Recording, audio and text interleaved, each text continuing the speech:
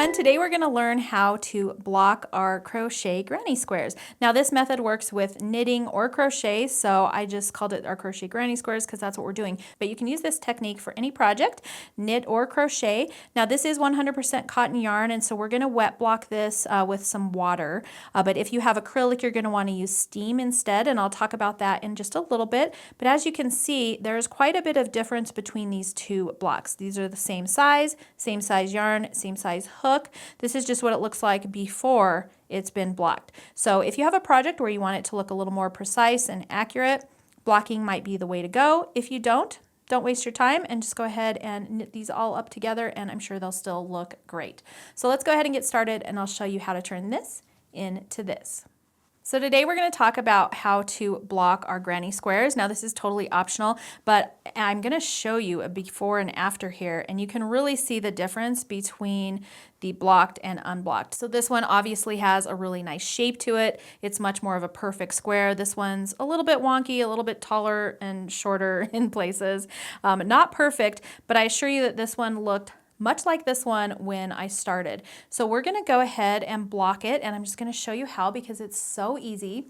So we're going to take our square, and you can do this on a foam blocking mat. I don't have one, so I'm actually using my quilter's cut and press, which is what I use in all my quilting videos to iron on. But it's got a padded top, so it allows me to stick pins in it. You're going to want to use these T-pins. These are non-rust T-pins, and we are going to be spraying it with water, so that is kind of important. I actually can't find the rest of my T-pins right now, so I'm going to be using some other pins that I have, so don't do what I'm doing in this video, but I did want to show you how to do this, so I need to find those. But we're going to take a pin, and we're going to place it. I usually go into the hole, so I don't go through my yarn. I just go right in this big hole. And we're just going to start pinning it out on this board where we want it.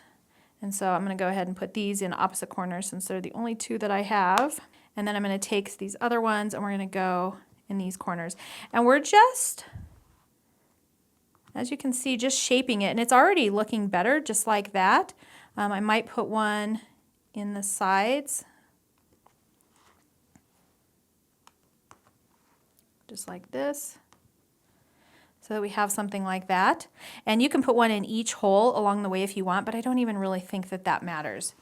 Now the next thing we're going to do is just spray it so that it's damp, and this is just my spray bottle I use for quilting sometimes. This is a continuous spray. It doesn't matter, you just need a little spray bottle. All it has inside of it is water, so nothing fancy.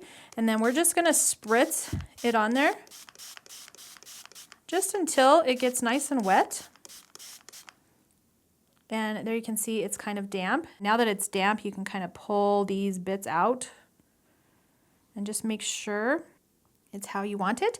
And then just leave this overnight, and then when you wake up in the morning, it'll be all dry and it's gonna look just like this one. If you have a project where your blocks need to be pretty accurate, spray blocking is a great way to go.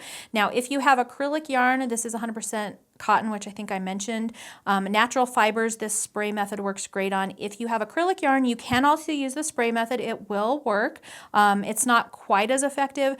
Better for acrylic yarn is heat. And so what you're going to want to do is take your iron and have some water in there, and you're just going to hover over your block. You don't want to press onto the block because you will literally melt the acrylic fibers, but you just hover over your block, and then you just give it little spritz of steam, just like I did with the water, and then again let it sit until it dries and cools, and then that'll be great for blocking the acrylic. But you can block any yarn that you want, and again, this is a totally optional process, but I thought I'd show you how to do that since we're going to be making these squares into a bag, and it's really nice if they're all the same size. So that's how you block your crochet. You can use this same technique with knit. If you're going to do a knit project like a giant shawl or something like that, you're going to want those foam blocks. They interlock all together. I'll put a picture of some right here. You can make them really large so you can lay out your whole knitted garment, pin it where it needs to be pinned, and then block it with the water spray, and when it's done, it's just going to look absolutely gorgeous.